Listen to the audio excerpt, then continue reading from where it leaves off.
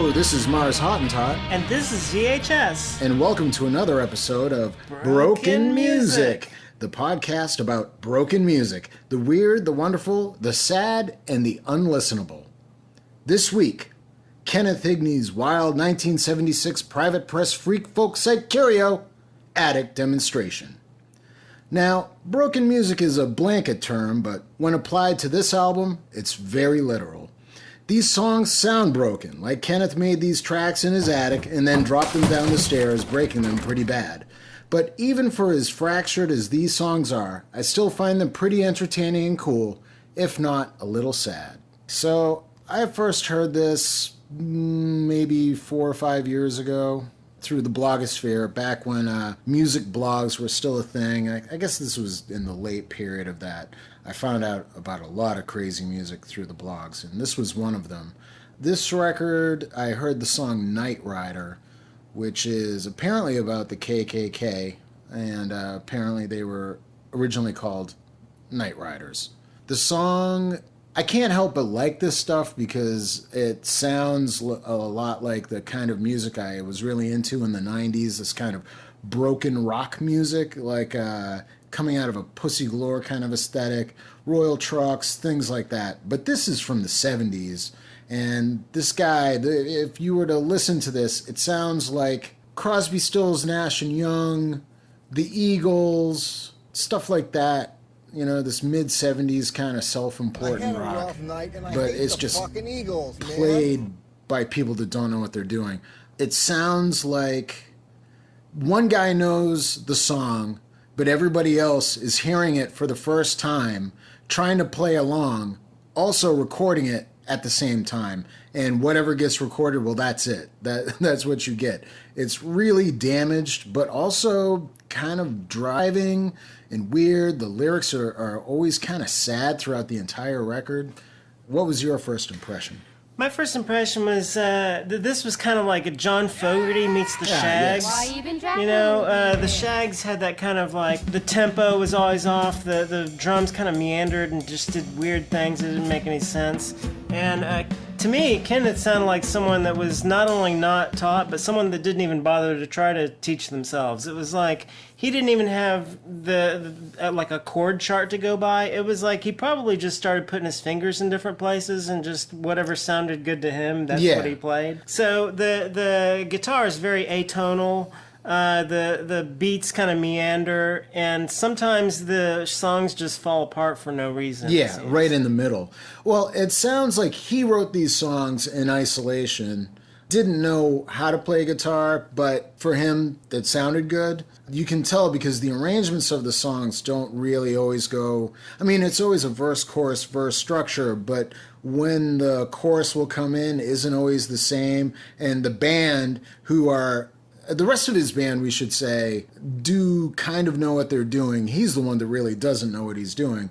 So they're trying desperately to match what he's doing, but because he's obviously a non-musician, he can't explain what he's doing, so it's just a constant game of catch up, and they're trying to jump into a chorus that's coming at them by surprise. The drums stop sometimes just because the guy's lost.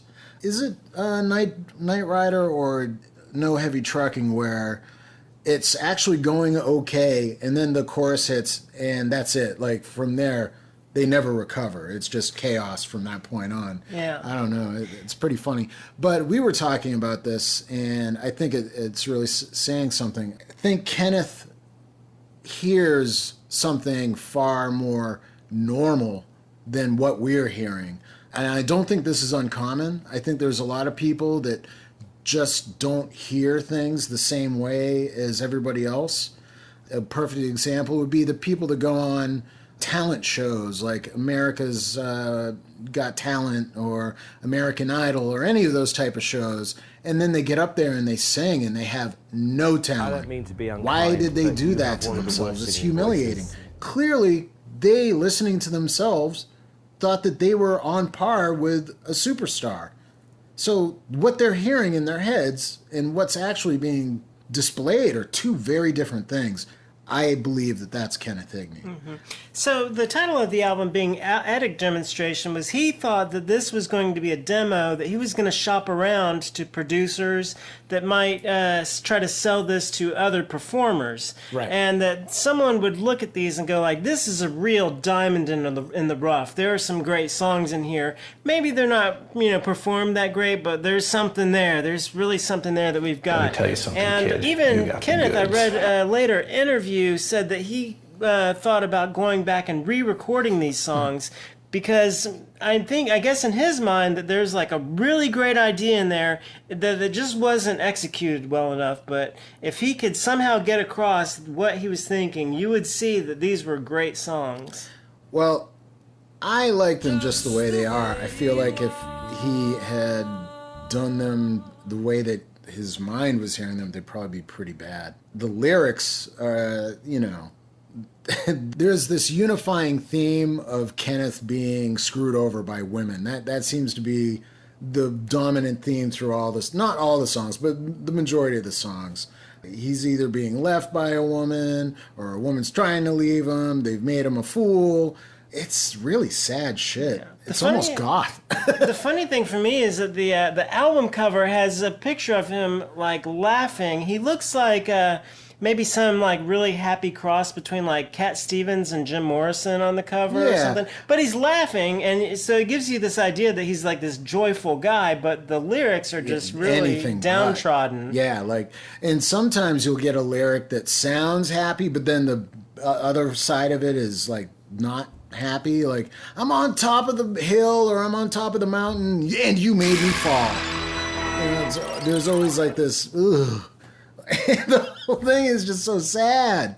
One thing I can say about the Shags is that as bad as the musicianship is, some of the songs are kind of fun to sing along with. They had kind of a sing-songy vocal delivery. Kenneth doesn't have that to like kind of save some of these songs. A lot of his deliveries are the same. Yeah. Well, he's not a traditional good singer. That's something he himself will agree with now, at least. He sings in a style I've heard a few bands sing like where they're singing like they think a rock singer would sound like, and it has this kind of fake feel. So Kenneth, after this, a couple years later, ended up kind of getting in the nascent punk scene and put out a single, and he sounds a lot like Cheech Marin singing Earache My Eye on that single. It's very like goofy and fake, like, yeah, I'm crazy, oh, I'm a rock star type thing. And I feel like the stuff on Attic Demonstration is the Eagles type equivalent. He's like trying to equate this like deep feeling man kind of vocal, but it doesn't, like, he can't sing in key to his own song, so it just sounds crazy. Okay, so let's go into who played on this record. Kenneth is playing the rhythm guitar and the acoustic guitar. His rhythm is usually, I don't know what his tunings are. I'd be surprised if he knew what his tunings are. And they're generally pretty gently strummed, even on the rock numbers. And they're usually back in the mix. But if you hear like an atonal kind of jangle, that's Kenneth. And of course, he does all the vocals. There's no backing vocals. It's just pretty straight up. Gordon Gaines plays the electric guitar and drums. John Duva plays bass. And Mark Volpe, I'm not sure how to say that last name, plays guitar and percussion. You want to get into Gordon Gaines? So I read that Gordon was actually a pretty decent musician, and I guess he did the best he could with what he had. You could really tell when he was playing because like I said, the rhythm guitar pretty atonal, but then Gordon will come in and kind of like rip a solo very much so. Seems like fairly competent, and you're like, okay, well that's Gordon coming in. But I think Gordon also played drums on here. Yes. But I think Gordon probably knew his way around a guitar, but didn't quite know his way around a drum set. So some of the drums are kind of like shambolic, for sure. It sounds like someone that knows how maybe it should be played, but isn't an actual drummer. It's kind of like Kenneth and guitar. Yeah. Same approach. I will say that Gordon's guitar playing on this can get pretty ferocious, and is one of the highlights of the record and is probably one of the main elements that people like about this. Because, you have this jingle jangly kind of atonal folk rock thing going on, and then out of nowhere you get these ripping fuzz guitar leads that are also in a different key than the main, because you probably couldn't figure out what it was.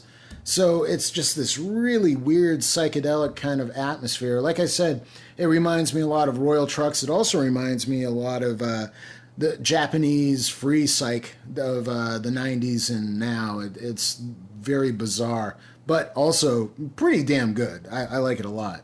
So they recorded these like first takes. So on some of the recordings, I know at least one, he literally says, "Okay, that's enough," or "Okay, that's it." There's a few where at the end it's like he tells him, "Okay, that's good." Yeah. So they haven't even rehearsed this enough to know when the song ends. Yeah, absolutely. Yeah.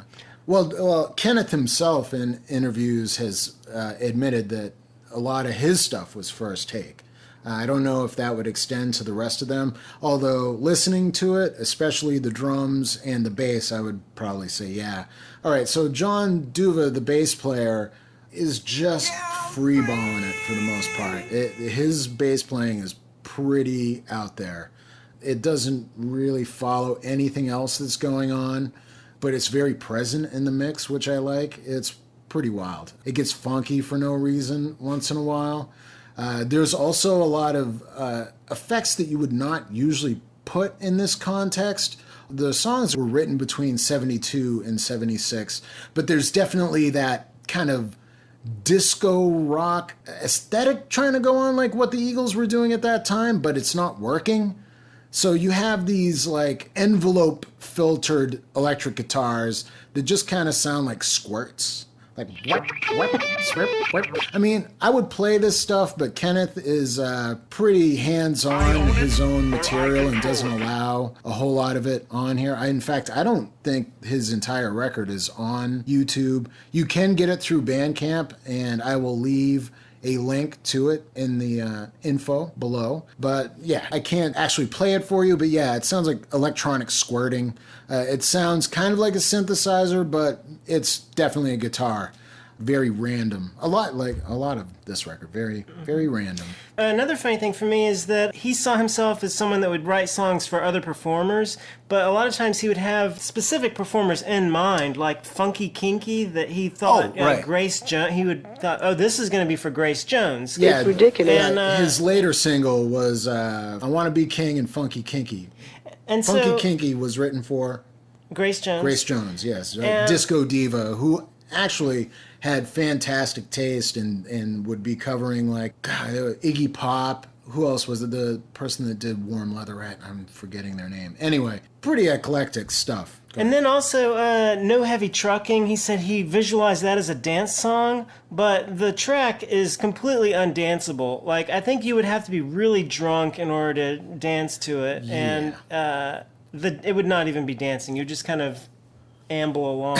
Yeah, I'm trying to picture it like some of these songs. I don't know. It's probably because I've listened to this kind of music so much that you can kind of see what they're going for, and in your head you could hear a idealized version of what they're going for. I can't hear that with No Heavy Trucking. I can't hear a perfect idealized version of that song where it's danceable. It's like a hard rock song. There's no dance beats going on there, even by 70s standards. Okay, let's talk a little bit about the pressing of the record. Now, this is a private press record, which means that he put it out himself. The label is Cabrutney, I believe. He pressed up 500 copies of this. He said that he did this because it would save him time from having to make cassettes to send out to any prospective artists or labels. What's your feeling on that? I think that he felt like he really had something there. I feel like he's kind of backtracked and done kind of a Tommy Wiseau thing where with The Room, Tommy was like, "Oh, this was a dark comedy." And it's like, you didn't really mean for this to be a comedy. I think that if you press a record, you feel like you've really got something there. And, how many labels was he going to shop it to anyway? Like 20? Yeah. 50? Yeah. Like how? At best. In the mid-'70s, indie labels were not super common, so... Right, so how long would it really take for you to dub like 20 to 50 tapes? True, very true. I think that if you press a record, you are pressing it because you feel like you've really got something there. Yeah, I mean, why would you do this anyway? And the fact that he wasn't able to listen to these songs and hear the shambling psychedelic craziness that it is, yeah, I think you're right. I at first questioned that, but when you listen to this record enough times, definitely there's a certain amount of delusion going on with what he thought he had here. So, yeah. Especially since in later interviews he talked about going back and re-recording it. It makes me think that, and he said that the problem was that it wasn't executed well. So he hasn't gone back and listened to these and said like, oh, these songs are crap. He goes back and listens and says, this just wasn't executed well. Right. I mean, I like the songs in the sense of a 70s kind of way. I personally, again, I think he would be ruining it if he went back and generified them. I mean, what makes these magical is the broken sound of it. Between that and the lyrical content, I feel like that really, there's a reason why people give a shit about this fucked up record. Yeah, it's like The Room. It's yes, so bad absolutely. It's good. Yes, if he tried to fix it up, it would just be another bad record. You know how many records? Okay, here's something. I work in Little Five Points in Atlanta. There's a couple different record shops there. Every once in a while, behind these shops, you'll see discarded crates full of records. So many of these garbage records. They're garbaged dreams. That's what I like to call them. People's garbaged dreams. And if I see them on the wrong day, it'll actually depress me. Because so much work and effort went into these, and now they're just garbage. Nobody cares. It's just junk. They'll be moldy. They'll be in the garbage bin or in a crate.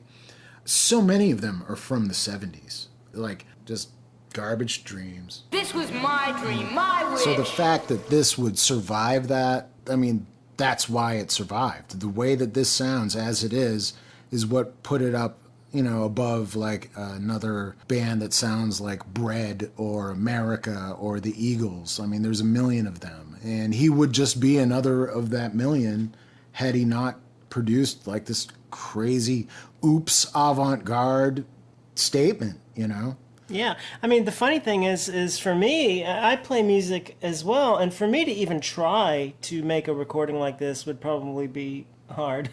Yeah, this is actually something that I have struggled, no, struggle is probably a strong word, but lamented. I played in a band, and the main guy, the main songwriter, is not the world's greatest guitar player, but when he would do like atmospheric solo type stuff, it was so untrained and uninfluenced by anything else that it just sounded free and cool. I can't do that.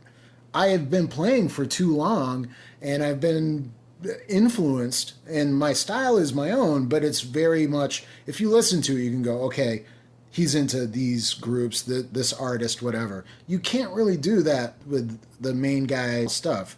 It's just, it is so purely his shit because of his limitations. I can't go back.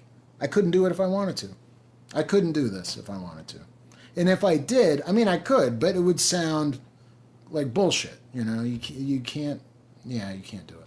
Yeah. All right. I feel like we've nailed it, huh? Yeah, so going into our brokometer. Brokometer? Brokometer level buffering. 9.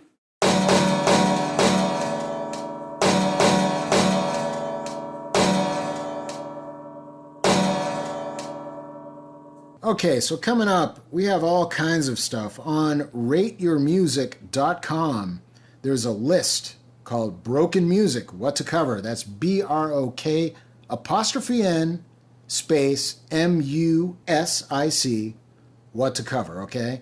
Now, we have tons of stuff that we're going to be covering over the course of this show, and sometimes we'll be doing some polls on our Twitter, which is at capital N, BROK, capital M, USIC.